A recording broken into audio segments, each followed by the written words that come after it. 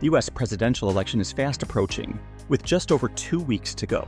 Today, we'll examine the prospects of both candidates, Donald Trump and Kamala Harris. While the result may not have a major impact on U.S. politics globally, it might sound surprising, but let's dive into how U.S. politics has evolved over the past several years. There's essentially one person responsible for this shift: former and possibly future President Donald Trump. This video is inspired by an article from The Economist. On October 10th, the publication released a series of pieces comparing Trump's and Harris's campaigns. The journalists concluded that regardless of the outcome, America will remain Trump's country due to his immense influence on both major political parties. Let's explore whether this claim holds up. Trump has been the dominant figure in U.S. politics for over a decade.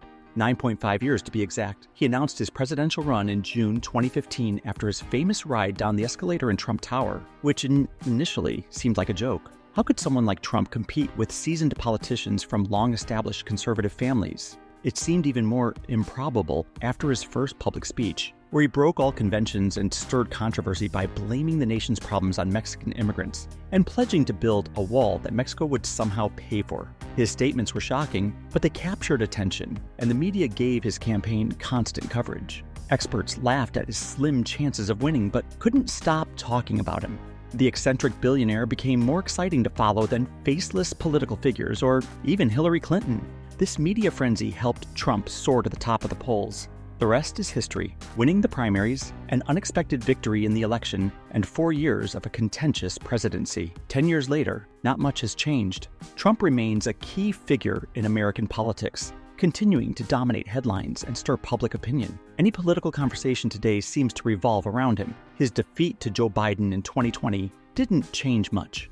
Some might have hoped to never hear about him again, but that's not the case. Trump instigated the first Capitol attack since 1812 in an attempt to block Biden from assuming office, and later announced he would run for president in 2024. The impeachment didn't stop him. He was acquitted by the Senate. Even after leaving the White House, he remained the undisputed leader of the Republican Party, representing half of the nation. However, his influence over the other half, the Democrats, is also undeniable. U.S. politics today boils down to a simple question: are you a Trump supporter or not? Very few Americans haven't already formed an opinion on him. Other issues, such as taxes, the war in Ukraine, or school policies, have taken a back seat. What matters now is whether Trump will make America great again or lead it to ruin. This is strange for the U.S., as presidents are typically powerful figures who command attention. In the past, regardless of their connection to the White House, each party had its own factions, often with opinions that diverge from the president's. But today's Republican Party is Donald Trump's party, while the Democrats have become the anti-Trump faction. Many voters will support Kamala Harris, not out of deep affection for her, but out of a desire to keep Trump from regaining office. Sure, the Democrats are frustrating, but we can't let the orange man take charge again. Trump has been setting the tone for American politics for the past decade. But let's talk about his political promises, which often overshadow his public persona. During the campaign season, clear political proposals are a necessity, and, as The Economist pointed out, these proposals are largely shaped by Trump's statements and actions. One of Trump's signature issues is immigration. His presidency started with a ban on citizens from several Muslim-majority countries, which was later overturned by the Supreme Court. Yet, he continues to spread false claims, like the idea that Haitian immigrants are eating Americans' pets. He even suggests deporting all immigrants, including those who are legal. How do Kamala Harris and the Democrats respond? They shift closer to Trump's stance. Years of stories about border crossings have made immigration a top concern for 61% of Americans. Harris, who comes from an immigrant background, now supports reducing immigration quotas and tightening asylum laws. While she still seeks ways to offer relief to undocumented immigrants, she can't afford to appear soft on the issue. Trump leads the polls when it comes to immigration. Before Trump,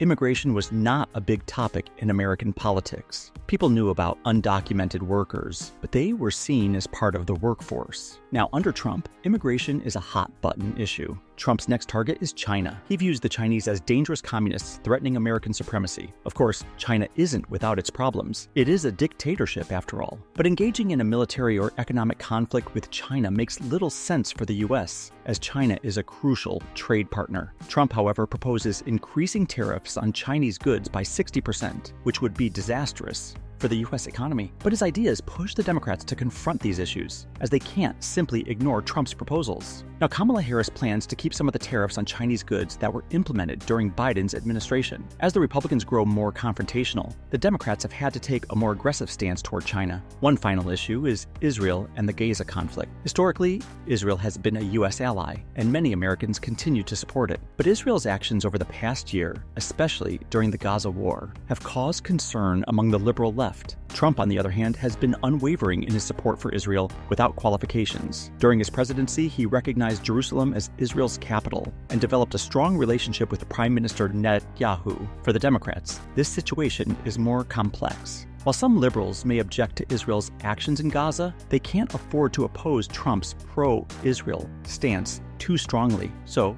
both Biden and Harris have made only symbolic gestures, emphasizing civilian lives without directly condemning Israel.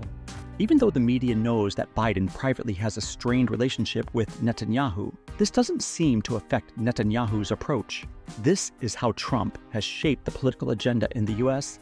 Democrats are forced to respond to Trump's whims, while Republicans continue to follow his lead. There are still issues where the Democrats have held firm, such as support for Ukraine and abortion rights. However, even in these areas, they are influenced by Trump's rhetoric. They have to defend themselves against his attacks, not the other way around. Trump remains in complete control of his party, while the Democrats continue to struggle without a clear leader. Biden is aging, Obama has retired, and Harris, though a presidential candidate, has not achieved much. Bernie Sanders has stepped back from presidential politics. But what are the odds of a change? Let's look at the election itself. Trump versus Harris. Who's ahead in the polls? Now, with the election right around the corner, the situation is still unclear, but for different reasons. Polls show Trump and Harris in a dead heat, with neither side having a clear advantage. In national polls, Harris is slightly ahead, but this lead has shrunk since September as the initial excitement around her candidacy faded. The polls in swing states are far more significant than national polls. There are 7 purple states this year: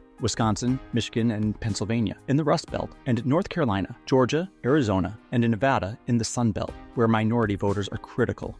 At the moment, Harris is slightly behind in all the swing states, but the margins are small. Interestingly, she performs better in the Rust Belt, which played a key role in Hillary Clinton's loss in 2016.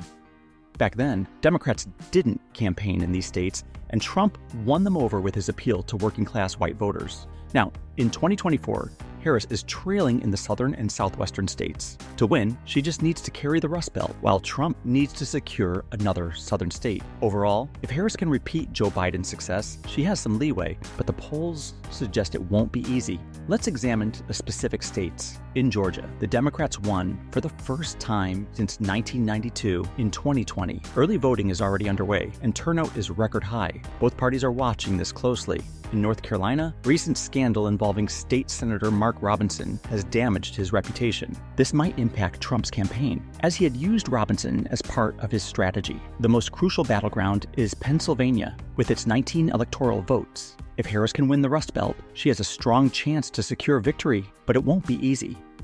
Finally, Nebraska is one of the 2 states that allocate electoral votes by district, and the outcome in Omaha could be pivotal in the national election. With everything on the line, anything could happen. Will there be an October surprise? We've seen major events shake up elections before, such as the FBI investigation into Hillary Clinton in 2016 and Trump's COVID diagnosis in 2020. This election will be competitive, and as of now, no one knows who will win.